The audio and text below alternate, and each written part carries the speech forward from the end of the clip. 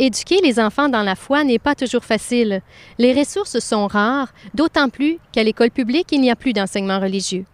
Heureusement, il existe la Fondation Denise Saint-Pierre qui vise à soutenir des projets de formation chrétienne pour les enfants. Nous nous sommes rendus à la célébration de ses 25 ans d'existence en octobre dernier.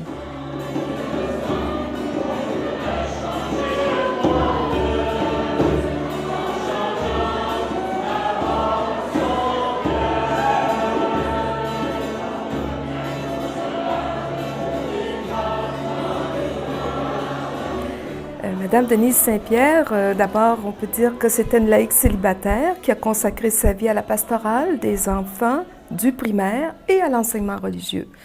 Elle a œuvré, après avoir fait des études en catéchèse à l'Humanité Vitae, elle a œuvré à l'Office de catéchèse du Québec à Montréal, puis ensuite au ministère de l'Éducation, où elle a contribué pour une large part à développer ce qu'on a appelé dans les années 80 l'animation pastorale au primaire dans sa dynamique d'atelier de pratique évangélique. En cours de route, compte tenu que la situation sociologique du Québec s'est beaucoup transformée, qu'il y a eu la disparition de l'enseignement religieux au tournant des années 2000, la transformation de l'animation pastorale qui est devenue une activité d'engagement de vie spirituelle et d'engagement communautaire.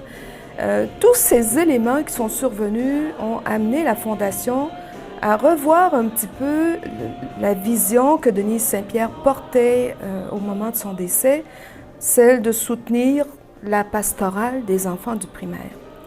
Alors, autour des années 2004 environ, on a commencé à se dire à la Fondation que le mot pastoral voudrait dire formation à la vie chrétienne.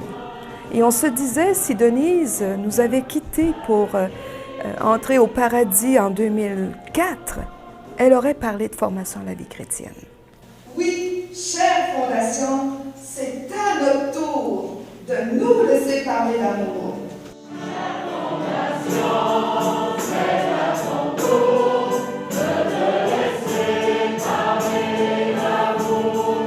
Chère Fondation, c'est à ton tour de te laisser parler d'amour.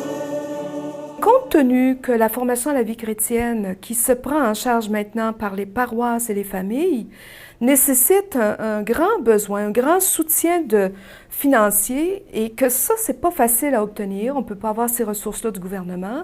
La Fondation a donc décidé de miser prioritairement et presque exclusivement sur des projets de formation à la vie chrétienne qui nous sont présentés par les services catéchétiques ou pastoraux des diocèses du Québec, il y en a 19, et par les paroisses du diocèse de Québec.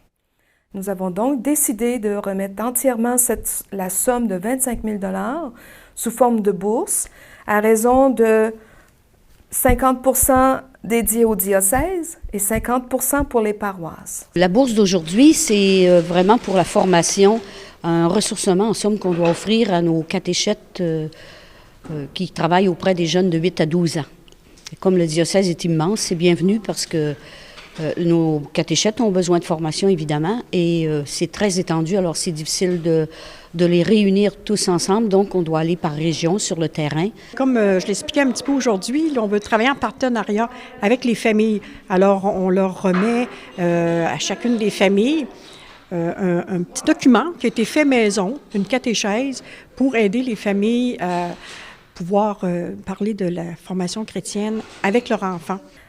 Le diocèse de Québec, on éprouvait une certaine difficulté. Il fallait trouver des personnes qui allaient nous aider à faire des ponts avec les paroisses, un peu à la manière de ce qu'on pouvait connaître avec les diocèses, qui comptent une personne responsable de formation à la vie chrétienne dans leur milieu.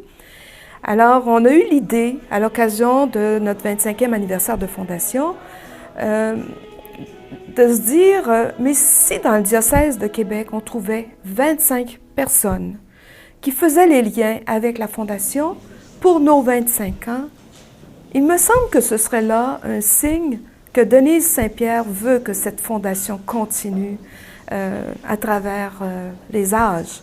Et tout au long de l'année, que dans les paroisses du diocèse de Québec, on ait une manière de célébrer la Fondation et de poursuivre L'engagement de Denise Saint-Pierre, un engagement de foi qui s'est transformé en charité.